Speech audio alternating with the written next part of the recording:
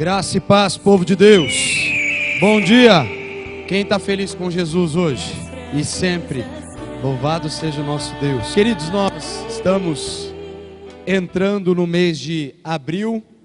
E dentro da nossa proposta de trabalhar o ano da renovação, estamos entrando aí no mês de abril para falarmos sobre identidade. E claro que a nossa proposta não é entrar em embates ou discussões que digam respeito especificamente a essa discussão toda de identidade que se tem aí fora na sociedade, porque a proposta da palavra de Deus é muito clara. Deus não discute assuntos, Ele estabelece e determina eles. Então, para Deus, esse assunto está muito claro e muito bem definido, né? Então, nós não vamos gastar o nosso tempo aqui discutindo sobre esse aspecto da identidade. Nós queremos falar sobre a identidade do ser humano em Deus, porque é exatamente essa identidade que, por não estar tão clara no coração de tantos cristãos nos dias atuais, é que tem gerado uma disfunção no comportamento de muitos cristãos evangélicos em todo o mundo. Ou seja, o pensador antigo dizia: conhece-te a ti mesmo. E o fato é que, se você não se conhece, você tem muito menos condições de viver de maneira adequada ao ambiente que você está. Enquanto nós aqui cristãos, servindo a Deus, não tem como eu servir ao Senhor com qualidade, com alegria, se eu de fato não souber quem eu sou em Jesus. E aqui eu quero trazer para vocês, nesse primeiro domingo, uma mensagem que talvez, pelo menos na minha ótica, seja um dos textos mais fáceis para a gente poder compreender esse aspecto da identidade do cristão. E ele está lá em 1 Pedro, capítulo 2, versículo 9. É um texto conhecido, mas ao mesmo tempo eu quero explorar alguns pensamentos com vocês nessa manhã. 1 Pedro, capítulo 2, versículo 9, que diz: porém, vós sois geração eleita, sacerdócio real, nação santa, povo de propriedade exclusiva de Deus, cujo propósito é proclamar as grandezas daquele que vos convocou das trevas para a sua maravilhosa luz. Pai, nessa manhã, nós queremos compartilhar aquilo que vem do teu coração para cada um. Que não sejam as minhas palavras, mas que seja a tua voz, de maneira muito clara, muito suave, muito profunda, chegando ao meu coração e ao coração dos meus irmãos e das minhas irmãs, em nome de Jesus, amém. Tema da reflexão desta manhã: Cristo, a pedra que vive. E por que eu coloquei esse tema? Porque o versículo 9 de 1 Pedro capítulo 2, ele encerra uma fala que se inicia obviamente no versículo 1 desse capítulo, e que vai trabalhar o aspecto da identidade do cristão, do seu papel, da sua responsabilidade e das direções que ele pretende seguir em sua vida. Só que para chegar no 9, você precisa percorrer toda essa estrutura do texto. E a mensagem, inclusive, a ideia é nós trabalharmos em cima de todo esse contexto. E por que Cristo, a pedra que vive? Porque Jesus é o firme fundamento da igreja. Ele é a pedra angular, Ele é a rocha da salvação. Jesus é o Senhor que estabelece todas as coisas. E eu coloco aqui, Jesus Cristo é a base e o padrão segundo os quais Deus constrói o seu edifício. Ou seja, tudo que diz respeito ao reino de Deus, igreja, a vida de Deus em nós, tem a ver única e exclusivamente com a pessoa de Jesus Cristo. Por quê? porque Jesus é o Salvador, Jesus é o cabeça da igreja, Jesus é quem de fato transforma a vida das pessoas. E antigamente, quando nós fazemos um paralelo dentro desse versículo 9, uma das questões falando sobre o sacerdócio, é que a função sacerdotal e a função do rei, nos tempos ali de Israel, eram separadas. Agora, Jesus faz algo interessante, porque o sacrifício de Jesus na cruz, ele unifica esse aspecto de rei e sacerdote, e de fato nós vemos que Jesus, ele exerce profundamente, perfeitamente essa função, mas agora o apóstolo Pedro está nos escrevendo que essa função, ela é da igreja, ela é do crente. Nós somos reis, não pelo nosso poderio ou senhorio, mas porque um dia, como João escreve lá no capítulo 1, versículo 12, ele diz: pois todos quantos creram e o receberam, deu-lhes o poder de se tornarem filhos de Deus.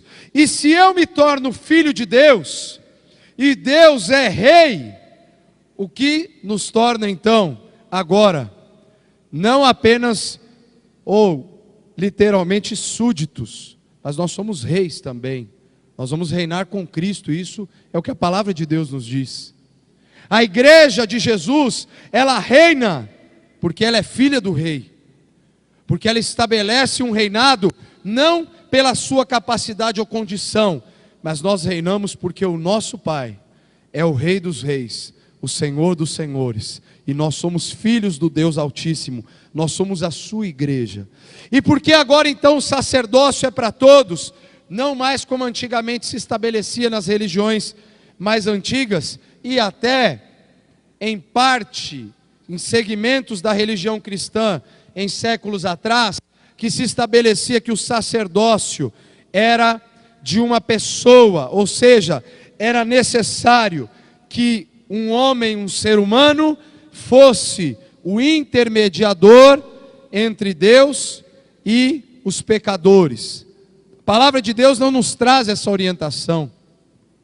E graças a Deus, que Martinho Lutero um dia despertou dessa cegueira e dessa mentira que era ensinada até então, quando ele leu um texto tão, que a gente talvez cita tantas vezes, um de tantos que ele leu obviamente, mas que diz que o justo viveria pela fé.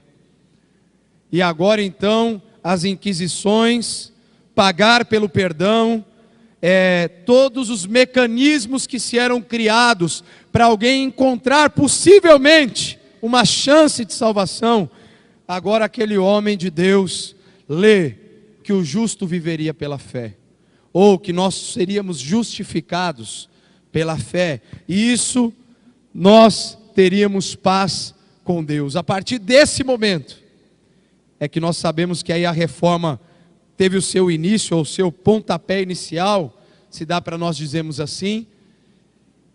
E uma das questões mais combatidas era exatamente essa, de que aquele que veio para intermediar a relação quebrada entre Deus e o homem, já havia feito, e o apóstolo Paulo já havia escrito, porque o único intermediador entre Deus e os homens é Jesus Cristo. Jesus Cristo é quem faz essa ponte entre o Criador, o Pai, e a humanidade perdida, e essa ponte, ela já foi criada.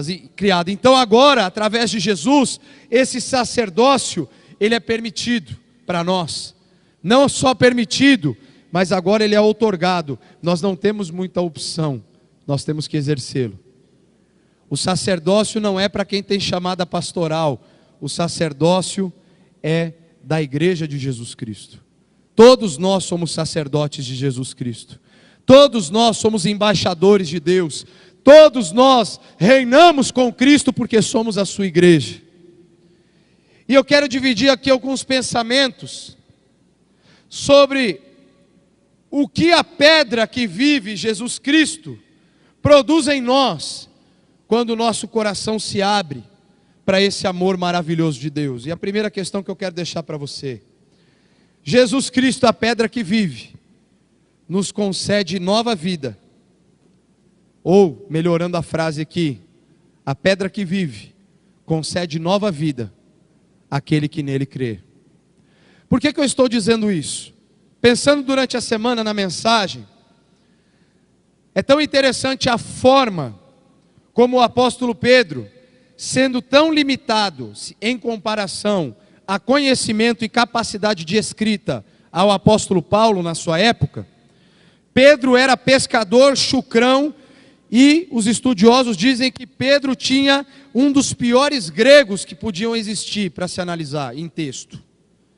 Enquanto que Paulo era alguém estudado, letrado, tinha estudado ali as escrituras aos pés de Gamaliel, então ele tinha toda uma condição acadêmica diferente da de Pedro. Agora Pedro chegou tão fundo nesse texto, segundo a análise, por quê? Porque ele não estava preocupado, senão somente em expor algo fundamental para a fé. Olha o que ele escreve no versículo 4 e 5 desse mesmo capítulo 2 que nós lemos. À medida que se aproximam dele, a pedra viva, rejeitada pelos homens, mas escolhida por Deus e preciosa para ele. Vocês também que estão sendo utilizados como pedras vivas na edificação de uma casa espiritual para serem sacerdócio santo, oferecendo sacrifícios espirituais aceitáveis a Deus por meio de Jesus Cristo.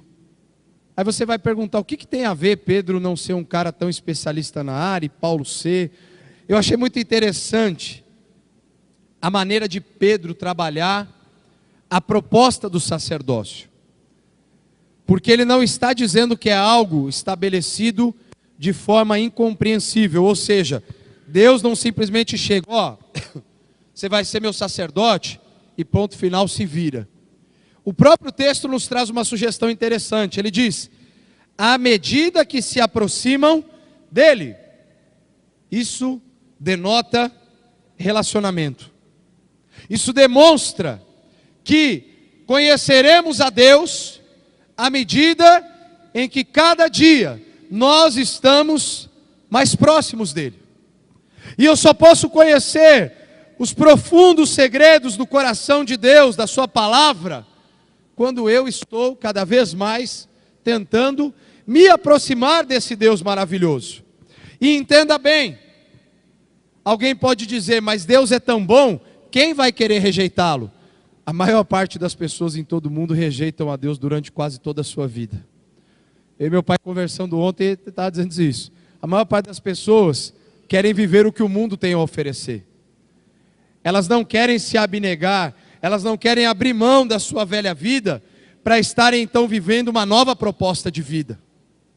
E aí, enquanto nós que já conhecemos ao Senhor e agradecemos a Deus pela oportunidade que Ele nos dá, de viver para Ele, de servi-lo, nós vemos toda uma humanidade que rejeita o amor e a misericórdia de Deus, porque ainda decide viver segundo os seus próprios parâmetros. Estão perdidos aí fora, vivendo uma vida totalmente fora daquilo que Deus teria para as suas vidas, porque eles decidem ficar longe. Agora, por conta disso, nós devemos não mais nos importar com eles, pelo contrário, por conta desse contexto, é que a igreja, como embaixadora de Cristo, nós como sacerdotes de Jesus, nós precisamos lembrar essas pessoas que Deus as ama profundamente e que elas precisam encontrar o caminho da salvação, que nós um dia encontramos, e ao nos aproximarmos do Salvador todos os dias, nós criamos cada vez mais a consciência de que o nosso papel não pode ser negado. Louvado seja Deus, porque através do sangue de Jesus, nós recebemos uma nova identidade. Jesus é a pedra viva, ou a pedra angular, e nós somos as pedras vivas levantadas na edificação de uma casa espiritual. Algo interessante que eu aprendi estudando o texto essa semana. Essa pedra de esquina, essa pedra de tropeço que é citada no texto, ela possui uma característica. Elas poderiam ser duas, porque naquelas épocas mais antigas, as pessoas, os construtores, eles utilizavam de maneira horizontal pedras de sustentação. Então não bastava ter apenas uma, mas os fundamentos, os alicerces precisavam ser muito claros. E a construção, ela tinha um sistema não apenas horizontal, mas também vertical. E quem trabalha com construção sabe disso. O verdadeiro alicerce, ele vai ter a sua boa fundamentação dentro de um aspecto para baixo, mas também para os lados. E olha que interessante pensando nisso.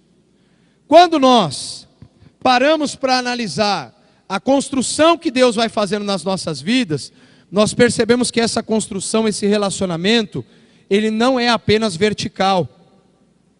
Deus estabelece uma relação conosco, e nós, como sacerdotes de Cristo, como igreja, precisamos, de maneira horizontal, desenvolver esse relacionamento com as pessoas que estão à nossa volta. A construção de uma vida, ela não se dá apenas de cima para baixo, mas ela se dá nos relacionamentos que são criados em torno dela. Você quer ter uma vida estruturada? Você quer ter uma vida sólida? Você precisa construir relacionamentos. Jesus Cristo é a base e o padrão, segundo os quais Deus constrói o seu edifício.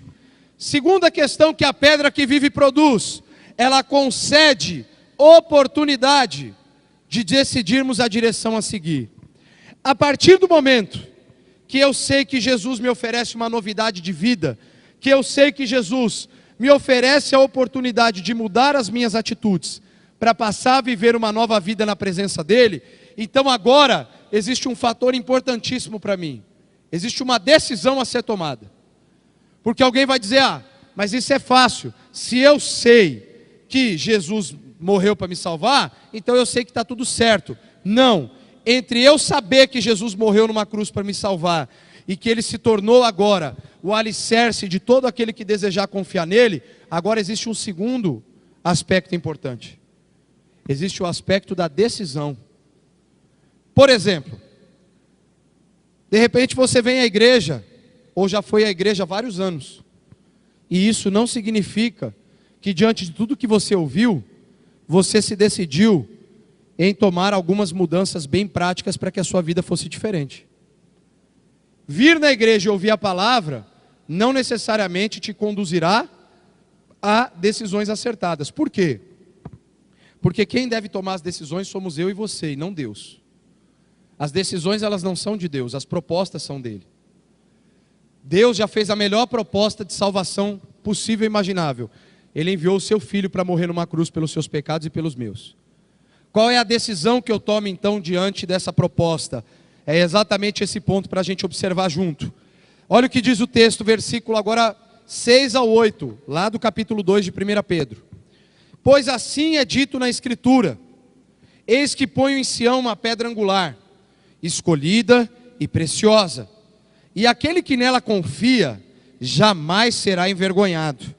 Portanto, para vocês os que creem, esta pedra é preciosa, mas para os que não creem, a pedra que os construtores rejeitaram tornou-se pedra angular, e pedra de tropeço e rocha que faz cair. Os que não creem tropeçam, porque desobedecem a mensagem, para o que também foram destinados. Olha só que coisa interessante. Por que eu digo que a decisão é o aspecto mais importante no que diz respeito à nossa vida?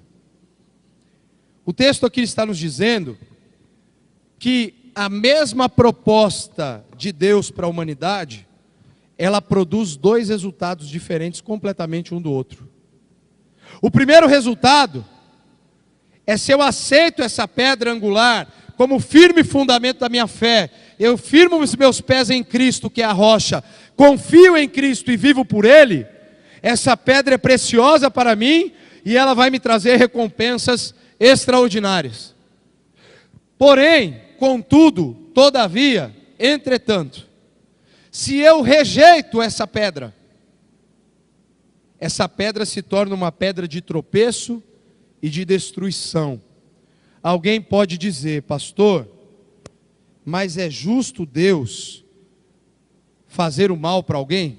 Em primeiro lugar, Deus tem misericórdia de quem Ele quer ter e vai fazer o que Ele quiser porque Ele é Senhor. Deus não deve satisfações a nós. Essa é a primeira resposta ao falso moralismo que a gente às vezes cria na nossa cabeça, de querer que Deus se encaixe dentro do nosso entendimento socioeconômico, cultural, histórico, da nossa forma de ver a vida. A gente quer encaixar Deus nisso. Deus é Deus, Ele está acima de nós. Então nós não temos como adequá-lo ao padrão de vida da sociedade. Ele é Deus. Então Ele vai ter misericórdia de quem Ele quiser. E segundo, prova de que Ele teve misericórdia de quem Ele quis, e que Ele não excluiu ninguém dessa misericórdia, é que João 3,16 diz que Deus amou o mundo de tal maneira que deu seu Filho unigênito, para que plenitude, completo, ninguém ficou de fora, todo aquele que nele crer não pereça, mas tenha a vida eterna. Ou seja, a salvação é para todo mundo, a proposta de salvação de Deus é para todo mundo. Você só rejeita essa proposta se você quiser. E sabe qual é a grande dificuldade que muita gente tem vivido? Ouve o Evangelho, teve experiências com Jesus, ama Jesus, inclusive eu acredito nisso, em alguma intensidade, seja ela qual for, mas ela não decide romper com o seu passado. E se ela não rompe com o seu passado, ela não consegue viver a proposta que Deus tem para ela do futuro. E aqui que está a grande dificuldade. Porque se Cristo é a pedra que marca o destino das pessoas, qual é o tipo de marca que eu estou deixando que essa pedra faça na minha vida? Pensa agora comigo, eu conheço Jesus, creio que Ele é o Filho de Deus, entrego a minha vida para Ele, mas diante de todo esse conhecimento que eu tenho a respeito dEle, eu ainda assim decido não viver com Ele e obedecê-lo. Pensa numa incoerência que a gente está vivendo. Porque conhecer Jesus significa que o que nós conhecíamos acerca de Deus e acerca de nós mesmos anteriormente, não tem nada de bom. Porque se tivesse, a gente não estava vivendo precisando da graça de Deus, da graça salvadora de Deus. Todo ser humano precisa ser resgatado pelo amor de Jesus e pela graça de Jesus. E se Jesus Cristo é o padrão, significa que outros padrões podem existir, e nós sabemos bem que existem. Ficando em dois é mais fácil. Tem o padrão de Deus e o padrão do mal. Da onde eu tiro essa base? Final do texto que a gente vai ler daqui a pouco. Deus nos tirou do padrão anterior através de Jesus. O que Pedro escreve? Ele nos chamou da onde? Das trevas. Então existia um padrão pré-estabelecido para a minha conduta de vida. Trevas, porque eu era escravo do pecado. Porque sem Jesus eu vivo escravizado por Satanás.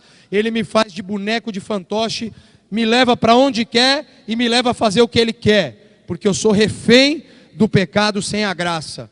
Mas como Paulo escreve, quem está debaixo da graça e não debaixo da lei, o pecado não mais terá domínio sobre vós.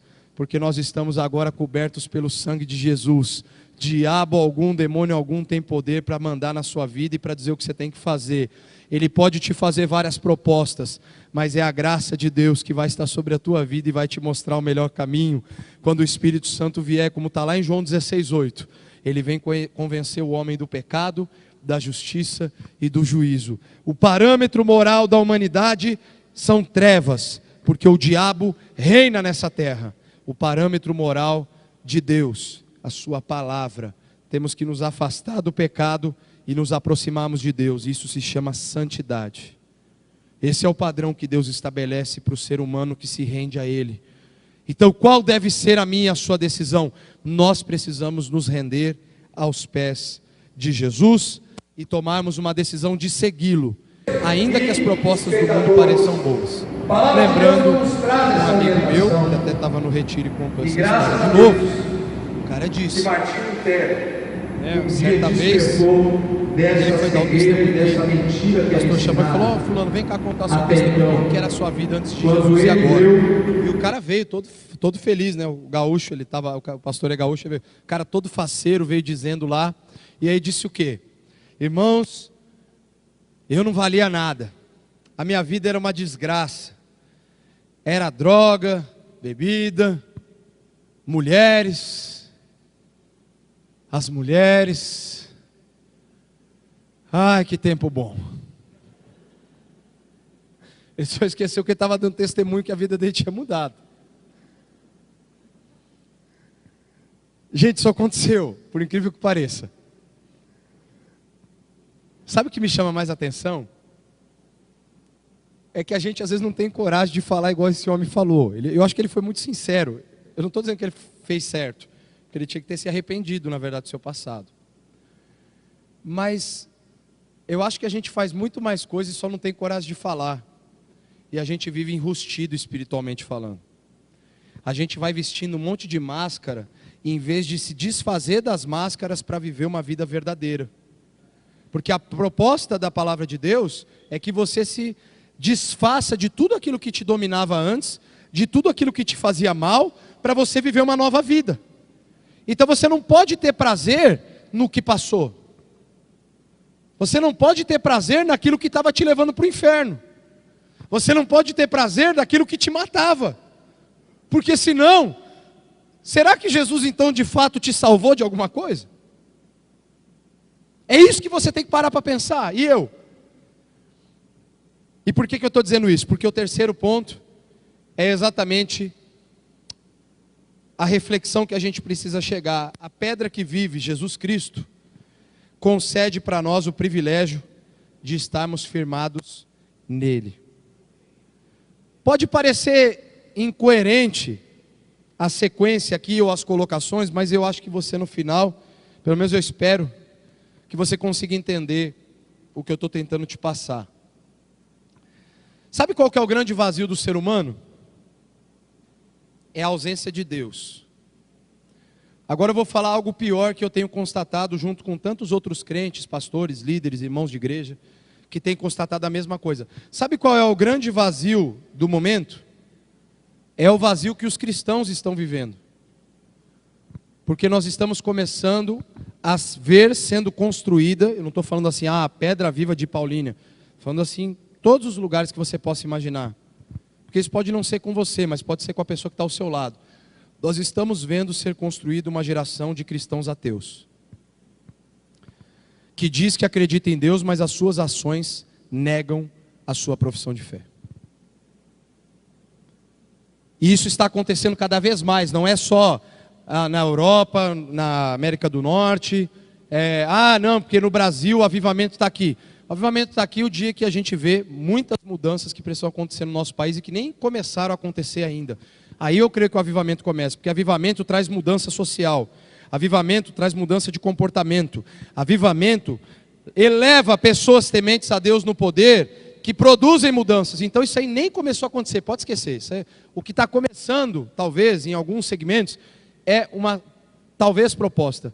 Mas olha o resto do país, gente. Então, tem muita água para passar embaixo da ponte para o avivamento de Deus chegar sobre o Brasil. E sobre outros países também. Não vai pensando que é só aqui que está ruim, porque todo lugar do mundo está ruim, porque o capeta está fazendo a festa. Agora, por que eu estou falando sobre uma geração de cristãos ateus? Eu estou falando de uma geração de pessoas que frequentam regularmente, ou até não regularmente, as igrejas, declaram uma fé e uma simpatia ao Evangelho, mas são completamente ocos em sua espiritualidade. São vazios de conteúdo de vida com Deus. E é uma das fases mais difíceis que a igreja de Jesus está enfrentando nos últimos 30, 40 anos. E aí, não sou eu que estou falando. Eu, com a graça de Deus, completo 15 anos de ministério pastoral, dia 10 de julho esse ano. Que eu já acho que foi uma boa caminhada. Mas eu estou ouvindo pastores que já estão há 30, 40, 45 anos no ministério e que estão me dizendo isso. Então não é um achismo meu. Palavra de pastores que já estão bem antes de mim, falando o que está acontecendo nos últimos 5, 10 anos com a igreja, trazendo aqui para o Brasil a nossa realidade. Por que é importante falar sobre o privilégio de estarmos firmados em Jesus? Pastor, mas isso não é óbvio? Depende. Lembra o que Jesus disse? Eu vos direi quem se assemelha ao prudente e ao insensato. Lembra dessa parábola? Parábola do prudente e do insensato? Quem contar para mim essa parábola agora, o Edson falou que vai pagar o almoço hoje. Lá na churrascaria. Bom, então deixa eu contar. Jesus disse o seguinte: aquele que ouve a minha palavra e a pratica, é como um homem prudente, que construiu a sua casa com os alicerces na rocha. Mas eu vou dizer quem se assemelha a alguém imprudente. É aquela pessoa que ouve a minha palavra e não pratica. É dessa geração que eu estou falando. De uma geração que, se você olhar... Gente, entendam bem, eu não estou generalizando, mas existem alguns casos que são até, dá para dizer assim, patológicos. Está muito claro. O perfil da rede social da pessoa é uma vida. A verdade da vida dela é o oposto, se não pior vezes infinito. Se é que dá para fazer essa conta matemática. Porque você olha, a pessoa fala sobre Deus, a pessoa, ela expande Deus assim, no mais alto nível da sua capacidade de compartilhamento internautico. Só que ela não tem nada para falar sobre esse Deus verdadeiramente. Porque ela só pega aquela frase bonita dos pensadores cristãos e ela só compartilha. Mas ela, na verdade, não sabe nem por que está compartilhando. E aí nós temos dois resultados de pessoas nos dias atuais. Uma, que por não saber o que está compartilhando, resolveu se fechar na ostra. Bom, já que eu não estou sabendo falar direito, então é melhor ficar calado, porque em boca fechada não entra mosquito, diz a Bíblia. Né? Gente, primeiro, a Bíblia não diz isso. E segundo, não é melhor jamais você ficar calado, porque Paulo diz, ai de mim se não pregar o Evangelho. Então, entende que essa filosofia está tudo errado? Você não pode se calar diante do teu esvaziamento. Você deve buscar se encher para continuar falando cada vez mais. A proposta do Evangelho é exatamente essa. Eu tenho visto algumas coisas interessantes que essa rocha nos propõe. Olha o que o versículo 9 e 10 vai dizer para nós, lá de 1 Pedro capítulo 2. Para anunciar as grandezas daquele que os chamou das trevas, para a sua maravilhosa luz. Antes, vocês nem sequer eram povo, mas agora são povo de Deus. Não haviam recebido misericórdia, mas agora receberam.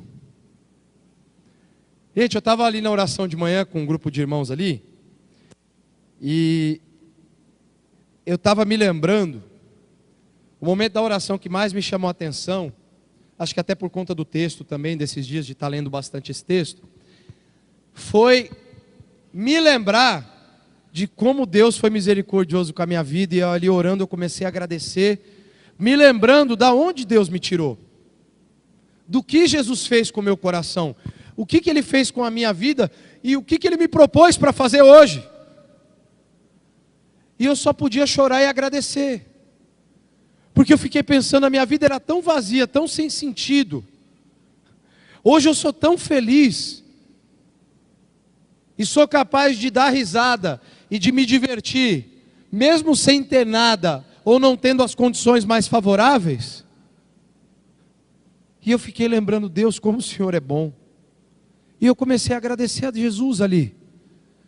Falar, Jesus, minha vida era tão sem graça, e hoje ela ficou engraçada, porque até quando nada tem graça, a tua graça continua fazendo sentido para mim. Ou até anota que essa frase ficou boa. Pensei nela agora aqui. Jesus faz todo sentido para nós. É Ele que muda todas as coisas. É Ele que pega um coração esmagado, triste, ferido, desesperançoso, e Ele olha para essa pessoa e diz assim, eu tenho uma proposta de vida para você. Você não precisa mais viver desse jeito. Mas como eu faço? É muito difícil. Você só precisa render o teu coração aos meus pés, pedir para eu escrever o teu nome no livro da vida, pedir para eu perdoar os teus pecados, E você vai ver uma revolução acontecendo na tua vida. E olha, deixa eu te contar uma notícia. Esse negócio é tão bom que o dia que você experimentar, todo mundo que tiver à sua volta vai começar a ser contagiado com o que eu vou fazer com você. Vocês entendem agora por que eu falo? Que Ele nos dá o privilégio de nós estarmos firmados nele, porque isso é um privilégio. Isso não é para qualquer um, no sentido de exclusão, mas no sentido de decisão, porque não é qualquer um que aceita. Mas quando você aceita essa proposta do Evangelho para a tua vida, o céu vai se abrir para você com novas possibilidades. Você vai começar a viver uma vida totalmente diferente da que você estava vivendo anteriormente. E quando nós aceitamos essa proposta, nós podemos pregar o Evangelho de Jesus aos perdidos, pois agora nós fomos achados pela graça de Deus. Nós éramos trevas, mas agora nós fomos transportados para o seu reino de luz. Nós podemos viver a vida plena que Jesus nos oferece, quando vivemos para Ele, para a glória do seu nome, pois somos templo do seu Espírito Santo. Olha que outro privilégio, o Espírito Santo resolveu morar em você, a partir do momento que você entregou a tua vida para Jesus. Terceiro, podemos experimentar a bondade de Deus, sendo instrumentos da graça e do amor em suas perfeitas mãos, pois fomos comissionados a levar as boas novas de salvação ao mundo que está perdido. Jesus Cristo é a base e o padrão segundo os quais Deus constrói o seu edifício. Eu quero finalizar com uma frase do Paul Washer, um pregador muito interessante nas suas colocações, muito duro e muito real da proposta do Evangelho. Eu acho que a frase está aí, se eu não me engano. Ele diz o seguinte: Jesus não é tudo o que precisamos, Ele é tudo o que temos. Às vezes você está buscando a Jesus porque você precisa de alguma coisa. E aí você coloca a totalidade de Jesus nas questões que você está buscando para a tua vida. E Jesus não é tudo o que você precisa. Ele é tudo o que você tem. Porque pode ser que nessa vida você não tenha muitas coisas aos teus olhos. Mas Ele já é o seu tudo, porque o sangue dele derramado naquela cruz te dá a oportunidade de viver uma vida completamente diferente. Ele disse lá em João 10:10, o ladrão vem apenas para roubar, matar e destruir. Mas o que Jesus disse? Eu vim para que vocês tenham vida e vida em abundância. Feche os seus olhos.